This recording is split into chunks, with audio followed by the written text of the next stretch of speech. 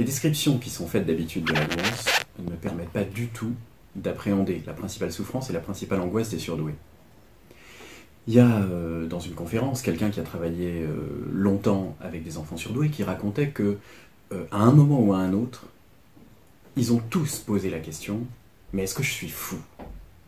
Et le sentiment de décalage que les surdoués éprouvent très régulièrement dans à peu près toutes les situations, face aux autres, face à la norme, face au fonctionnement typique, c'est un sentiment qui ne peut pas s'appréhender juste par du plus ou du moins, par un peu plus d'intelligence, un peu plus d'habileté cognitive, ou un peu plus de sensibilité, des émotions un peu plus fortes, une résistance un peu plus grande à l'autorité. Bon, c'est d'un autre ordre, qui crée des doutes absolument vertigineux chez la plupart des individus, parce que précisément, ils savent qu'ils sont, quand ils savent qu'ils sont surdoués, parce que s'ils ne le savent pas, c'est encore pire, mais même ceux qui le savent, ceux qui lisent les descriptions, se reconnaissent dans un certain nombre d'items, de caractéristiques, mais pour autant, ce vertige-là, cette angoisse-là, elle n'est jamais nommée, jamais décrite, et rien ne permet réellement de la comprendre.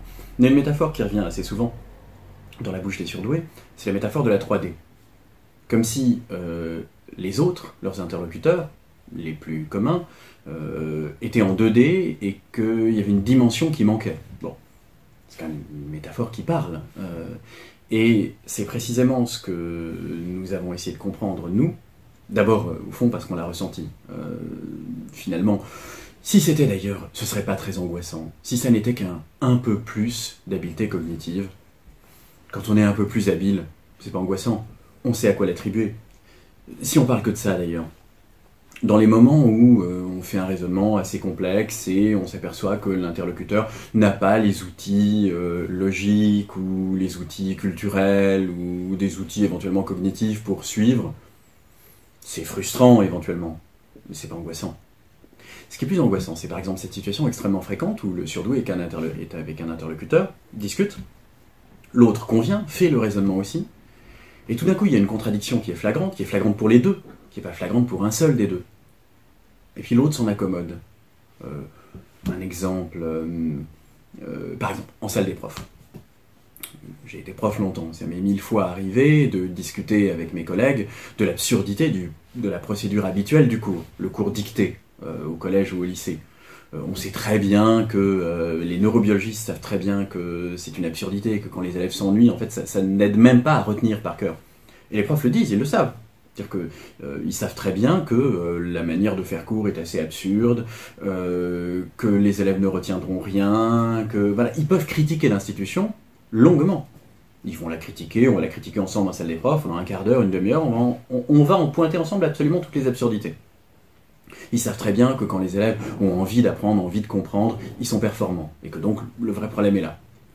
Et puis tout d'un coup, ça sonne, c'est l'heure d'aller en cours, et là on s'attendrait à ce que, du coup, de cette discussion qu'on a eue ensemble, ça débouche chez tout le monde sur un... en tout cas on peut pas continuer comme ça. On peut pas faire cours comme si de rien n'était. Faut inventer quelque chose. Je sais pas s'il faut faire la révolution, s'il faut changer l'institution, ou il faut juste changer au moins sa manière de faire cours, mais on peut pas faire comme si de rien n'était. Et là, la plupart font « ouais, mais bon ». Et voilà. Je me souviens du sentiment de désarroi et même de sidération que j'avais ressenti quand étudiant, quand je me suis retrouvé à la fac à un niveau de mon cursus où il n'y avait plus d'appel, où on pouvait aller ou ne pas aller en cours. Et ces fameux cours magistraux à la fac, où pendant un an, le prof, laborieusement et lentement, nous donne les informations contenues dans à peu près 2 chapitres d'un bouquin qu'il a publié 3 ans avant et qu'on lit en une après-midi. Bon. Le bouquin, pas les 2 chapitres. Donc c'est une perte de temps ahurissante, et en plus c'est d'un ennui mortel. Et je me souviens que j'en avais discuté avec des copains qui, eux, allaient en cours. Je leur avais dit, mais c'est absurde. Et ils en convenaient, oui, oh, qu'est-ce que c'est chiant, c'est vrai, on dort. Puis ensuite, j'étais d'accord, finalement il y a assez peu d'informations, ouais. Quand on lit le bouquin, c'est plus, ouais, mais pourquoi tu vas en cours? Ah, il n'y a plus d'appel, plus obligé à rien. Hein. Ouais, mais... Non, mais je comprends ce que tu dis, mais bon, non, enfin, je le sens pas. Ah. C'est ce moment où la contradiction est balayée. Il y a un exemple que je cite dans le bouquin. un élève un jour qui était malien et qui me dit moi de toute façon j'aime pas les Sénégalais. Je m'étais marré, j'ai dit mais enfin t'es au courant que les frontières que tu es en train de désigner, c'est le colonisateur qui les a forgées, qu'elles sont très récentes, que finalement Mali et Sénégal sont des identités qui traditionnellement en Afrique n'existent pas, les vraies identités étaient ethniques, enfin les plus anciennes en tout cas, et que finalement tu es en train de tracer un clivage qui est juste l'héritage du colonialisme, et en plus un héritage récent qui est à l'échelle anthropologique, et enfin, voilà, ça remonte à 4-5 générations, des frontières qui ont été tracées à coups de marqueur sur une carte par des diplomates anglais, français, allemands, quand ils se partageaient les ressources minières, et entre autres. Bon.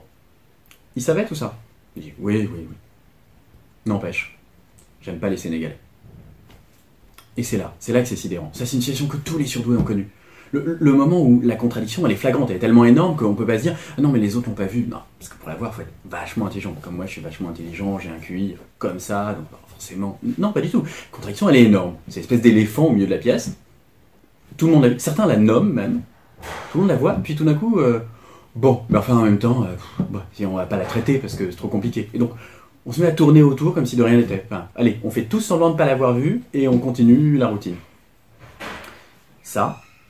Ce moment aussi dans la réunion de travail, où entre collègues, on veut absolument résoudre un problème. Et en fait, la seule question qui est jamais abordée, celle qu'il faut surtout pas pointer, c'est la seule qui permettrait de commencer vraiment à, peut-être pas résoudre le problème, mais en tout cas à avancer dans la recherche de la solution. Et pourtant, elle est souvent énorme, cette question. C'est pas une affaire d'intelligence, c'est pas une affaire de capacité cognitive. Ça, c'est un des exemples de la sidération régulière, et qui effectivement ne peut pas être résolue par la simple conscience du fait qu'on aurait quelques habiletés en plus. C'est pas là que ça se joue. Si c'était que ça d'ailleurs, parce que là on parle strictement de la cognition, mais c'est pareil pour le rapport à la sociabilité. Qu'est-ce qui se passe dans la discussion habituelle? La discussion entre amis, entre collègues, à déjeuner, la soirée habituelle, la discussion intime. Hein.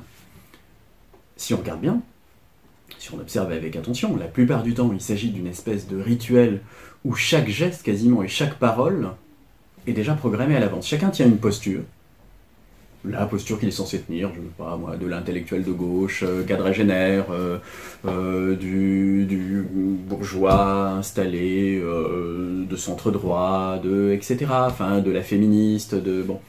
Et chacun tient sa posture et finalement parle des choses, quelles qu'elles soient, d'une façon tout à fait attendue, qui est fonction, au fond, de l'identité complexe, bien sûr, mais que la personne est en train d'essayer de présenter aux autres. Et ça donne, grosso modo, des conversations dont on sent bien, même quand on n'est pas dedans, même quand ça concerne des gens qu'on ne connaît pas, combien de fois à des terrasses de café, on entend la conversation d'à côté, et on a l'impression qu'on pourrait dire tout ce qui va être dit. Que toutes les lignes de dialogue, on les connaît déjà. C'est vertigineux. Et ça, c'est quand même la sociabilité usuelle.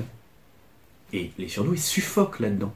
Et c'est pas une affaire juste d'être un peu plus sensible, c'est même pas justement une affaire d'être plus intelligent, parce que, oui, on saurait déjà ce qui va être dit, parce que nous, on est beaucoup plus intelligents, les autres le découvriraient. Non. Les autres aussi, ils le savent déjà, précisément. Il y a une érotisation de la routine, du rituel, qui est vraiment pensé, conçu, vécu comme un rituel, où ils prennent plaisir. Enfin, la norme, le fonctionnement typique, c'est de prendre plaisir, justement. Il y a un vrai enjeu de jouissance à redire exactement les mêmes choses, refaire les mêmes blagues, être toujours dans la même position, toujours dans la même manière de s'adresser aux autres, et à le refaire en boucle. Tant qu'on n'a pas compris ça, tant qu'on n'a pas braqué le projecteur sur le fonctionnement typique, sur qu'est-ce que c'est que cette fameuse sociabilité, et qu'on la considère finalement comme une norme ininterrogeable. Ça, c'est l'étalon de mesure. C'est ce à quoi les surdoués devraient s'adapter. Donc ce sont eux qui ont des problèmes de sociabilité. Parce que le reste, c'est ininterrogeable. Voilà, c'est comme ça les rapports humains. Et du coup, les surdoués sont les inadaptés qui devraient s'adapter. Tant qu'on considère comme ça, on place les surdoués dans une situation de double contrainte terrible.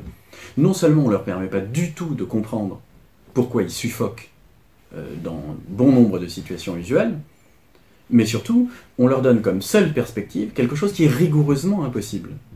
Et c'est la raison pour laquelle, dans cet ouvrage, mais toute notre réflexion, finalement, c'est même pas tant une réflexion sur les surdoués, qu'une réflexion sur l'ensemble de la condition humaine, où une bonne partie de l'étude, c'est l'étude du fonctionnement habituel Finalement, qu'est-ce qui se passe là? Parce que si ça reste un angle mort de la pensée, encore une fois, les souffrances fondamentales des surdoués sont condamnées à être totalement occultées.